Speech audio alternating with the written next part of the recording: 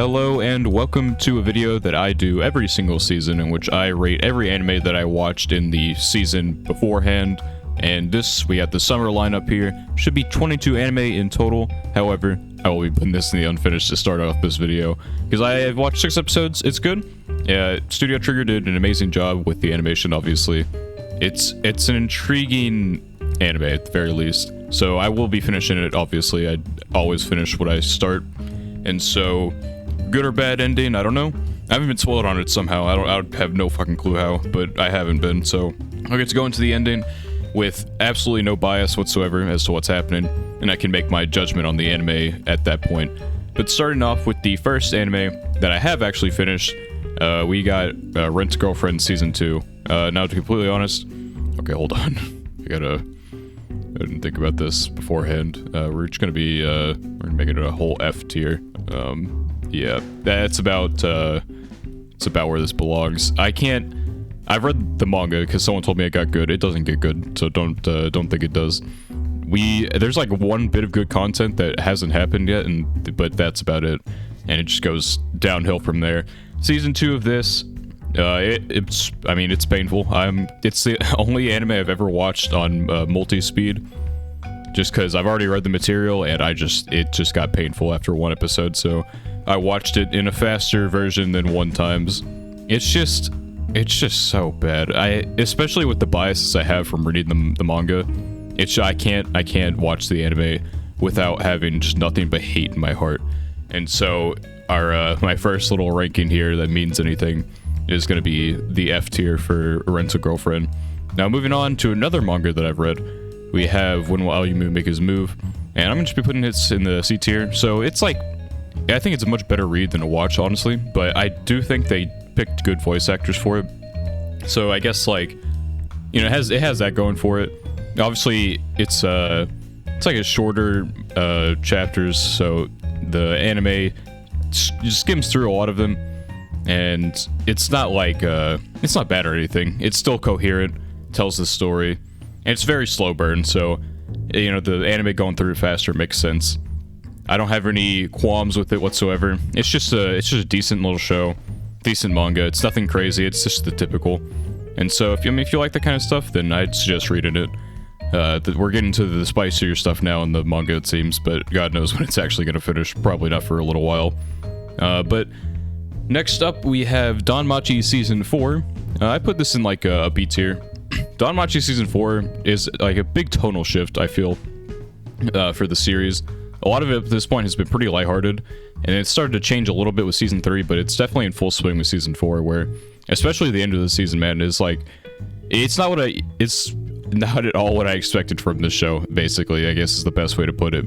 The things that I was saying uncensored, I'm like, what the hell? This is not the Danmachi that I'm used to, and there's a second half to the Season 4, but, you know, they're split core, so I'll rate them separately without having to wait for anything. So definitely put this here in the good old B tier. Now next up we have Summertime Rendering, which I think I rated it to A last season, since it was the first half, and now that the second half is concluded, I would say I kind of want to put it in S tier, but I'd say I want to put it in A tier because I think there's something I want to say for S tier, and so I'll be keeping Summertime Rendering in A. It's very good. Don't get me wrong, it's very good. It's a complete story as well, which makes it nice for rating purposes. I don't have to have any questions unanswered or anything. I would say it's definitely good. I'd just go into it blind. I don't want to say too much about it. It's just a good show with an interesting premise, and I think it works for what it does. If there's going to be any anime that wants to complete itself in, you know, a 25 episode period, its story was good for that, and it got everything it wanted to get across well, I believe. Now next up we have the second season of Devil is a Part-Timer. I'm putting that in the D tier. The art style change was pretty horrendous, I'm going to be completely honest. It's like not the worst thing in the world, but it just doesn't work for this series, I feel. The smoother animation as compared to the season 1 had a lot like sharper drawings, I suppose. It was also very rough for some episodes. You could definitely tell it was not the greatest production on planet Earth.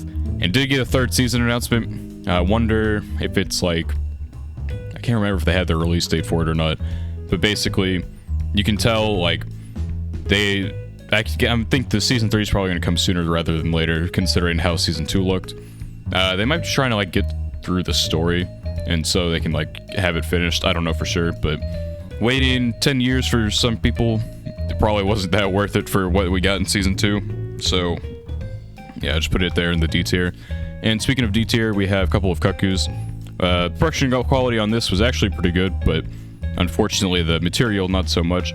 I could like maybe see arguments for C tier, because I honestly think the beginning of the series wasn't that bad, but it just got progressively worse as it went on. Just a lot of characters making like no sense with their decisions, things moving probably way too fast. There's just not a lot of I don't know. I just don't feel like the characters make a whole lot of sense with some of the things that they do. Well, I feel like they did at the start. And so just the way things progressed, I just was not a fan of.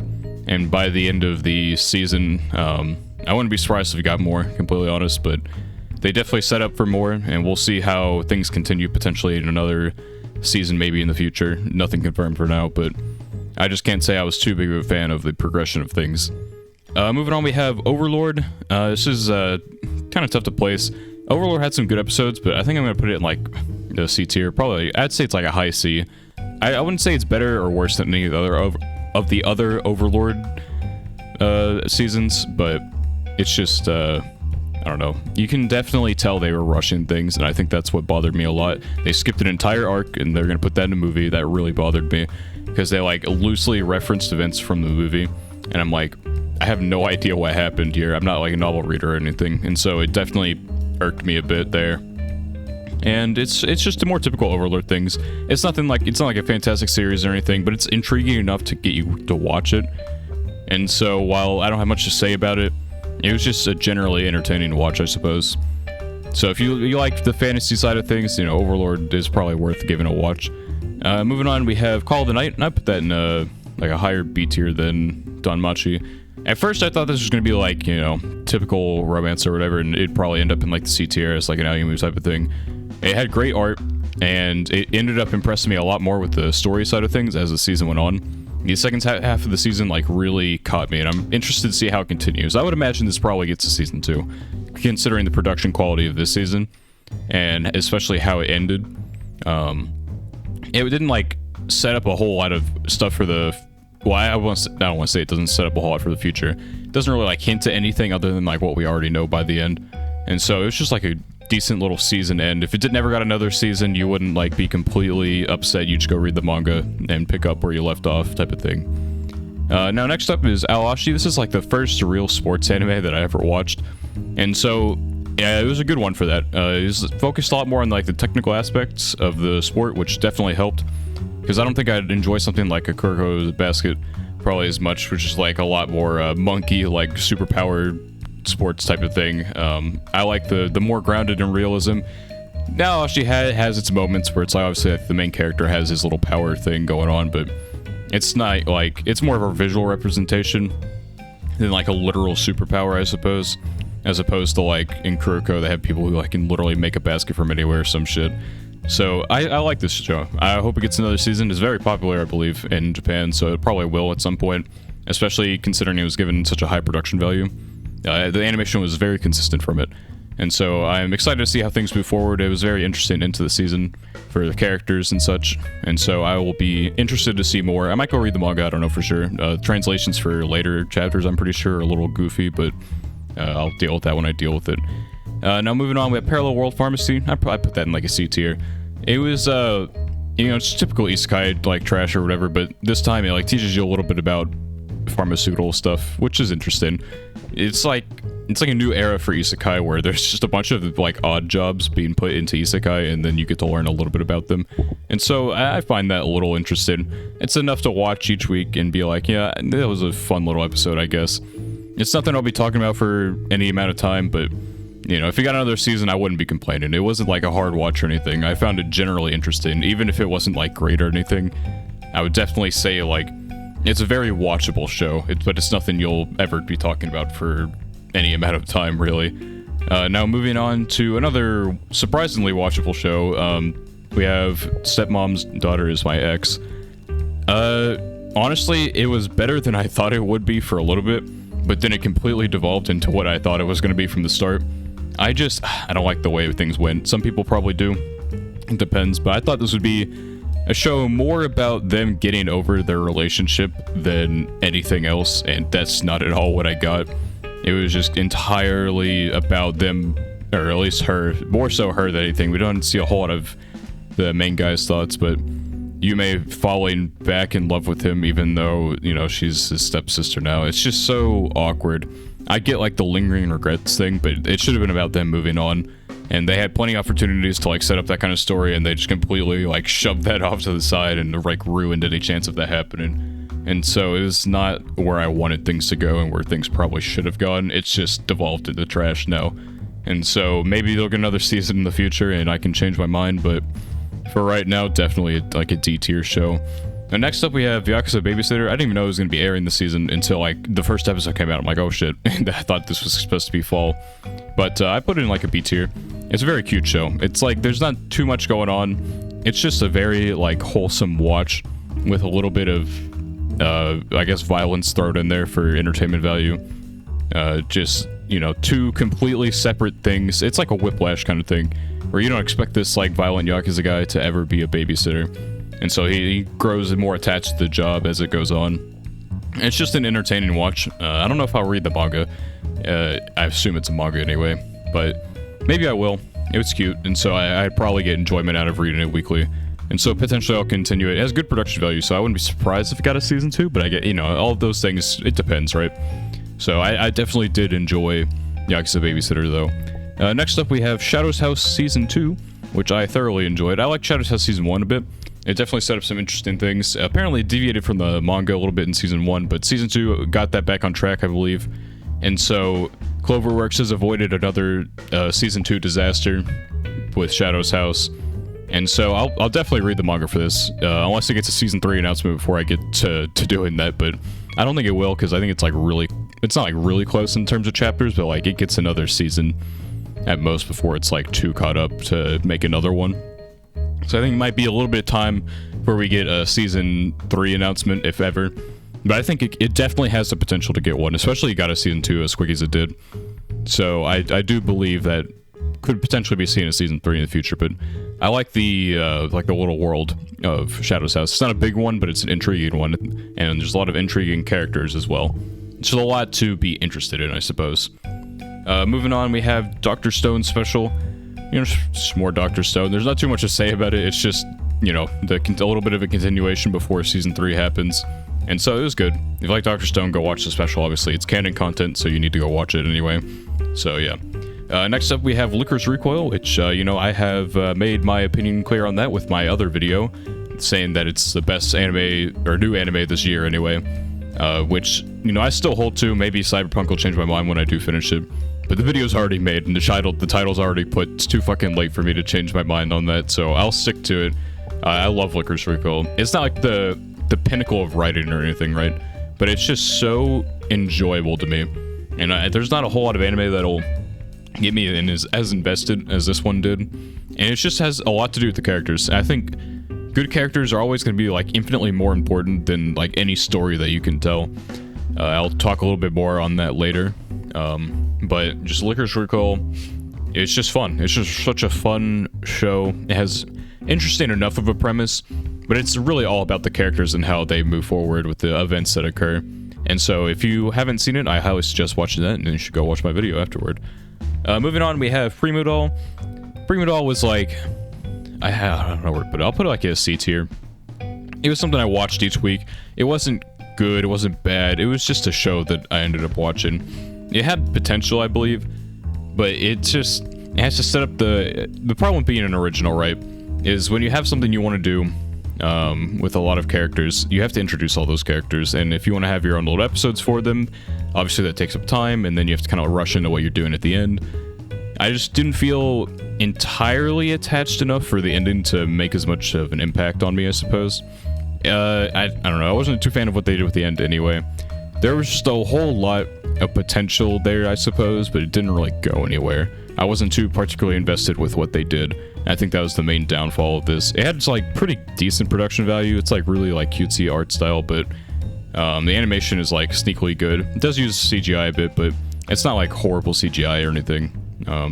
It's just a decent show. Like, you got nothing else to watch, may as well, I guess. But yeah. Now moving on to what the S tier is reserved for. Made in Abyss Season 2 is definitely my anime of the year right now. It's just so good. Just production value is, you never would have guessed it's the same studio as the Shield Hero Season 2. The characters, apart from Rico, who I have my reservations for, but like Reg, Nanachi, Fapta, who they introduced in this season, it was such an intriguing story, and it's just fucking gruesome as well. Like, you'll never see any other anime tell a story in the same kind of way, where just everything is just constant, like, despair. You can definitely, like, feel the abyss getting more dangerous as you go down in floors with everything that was happening. And I think one of the things I was really excited for is that they spent the entire season on this floor, which is not something that's happened until this point, which is, it's big. I really like that, and this is what I've been wanting out of Made in Abyss. I wanted them to spend time exploring this world.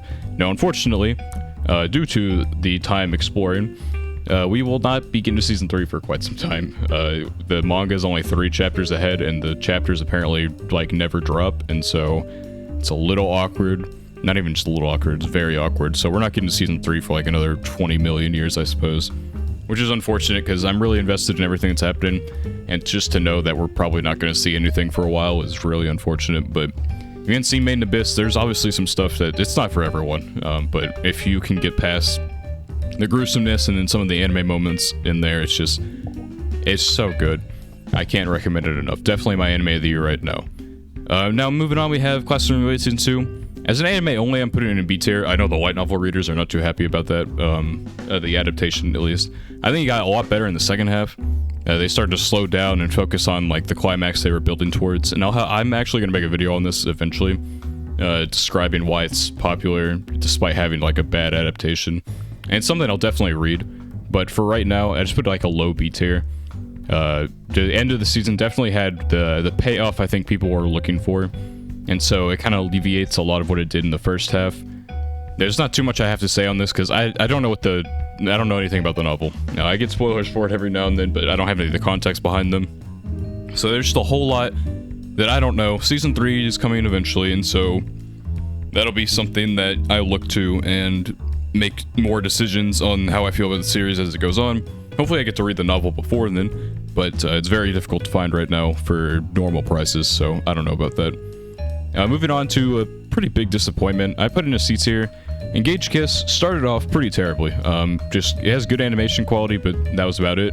In episode 3, it definitely got a bit more interesting to me, especially in the character aspect of things, but then it just completely dropped the bag by the end of the season. It was a show that needed to take itself more seriously to get across what it wanted to. It's too goofy for me. It has a gacha game now. I don't know if it was just always meant as an advertisement, or if they just made one because the character designs allow for it. But I wasn't a fan of what they did by the end of it. I was intrigued. I thought it had a chance. I even thought about making a video on it, but I'm glad I didn't, because it ended up kind of falling apart. And so I would have looked like a bit of a clown if I had said it was actually getting good and then it went back to being kind of shit. Speaking of shit, another F tier. Orient Season 2 is awful. I hate Orient. I have a podcast with some friends of mine, and I've dragged on Orient in there, so I'm just gonna spare everyone the rant about Orient. If you want to hear my thoughts on Orient, go listen to the podcast. I don't know if I have it in the description or not. Maybe I do. I should probably add that into the description. But it's there, and I've ragged on it enough at the podcast that I don't want to talk on it. I don't want to talk about it any more than I have to. So yeah, we'll just be leaving that. And our last anime here, which we will be throwing on into the C tier, is the Ruby anime. This is like a very low C. It has very good fight scenes in a few episodes, and that's about all it's got going for it. I don't know, it's just really like Mickey Mouse ticky-tacky character stuff. It's an original story for the most part, other than like 4 episodes, which are actually from like the actual Ruby. But yeah, outside of those like few like really well animated fights, god, it was just so mid. I can't even I don't know. Shaft, I have to have gotten paid a fucking bag to write this. I can't imagine them trying to do anything otherwise. I know what they can do with CGI, and some of the stuff in like the middle episodes, like I know damn well they weren't putting their best foot forward for this. They, once again, good fight scenes in some episodes, but it's not enough to save this from being like just an okay anime, I suppose. I don't regret watching it. It's definitely not something I'll ever think about rewatching though. And so that's the end of this little tier list here. In terms of what I'll be doing for fall, obviously by the end of fall I'll make another one of these, but for the start of it, I'm gonna let every anime have like its first episode, and then I'm gonna make a different video than what I'm used to. And so I don't know how long that'll take, but by the end of October, maybe just the midpoint of October, I will have a video out discussing what you should be watching for fall in a different way than I've ever done before. But yeah, I don't have too much else to say. If you enjoyed this video, please like and subscribe. Comment down below what else I should watch from the summer season, because there's definitely stuff I didn't. And so if there's any hidden gems that I missed, maybe let me know. If there's anything for fall season that you think maybe I'll miss, maybe don't know for sure, but you know, it's always something to say just in case. But I don't have too much else to say here, so I will see you all in another video. Thank you and goodbye.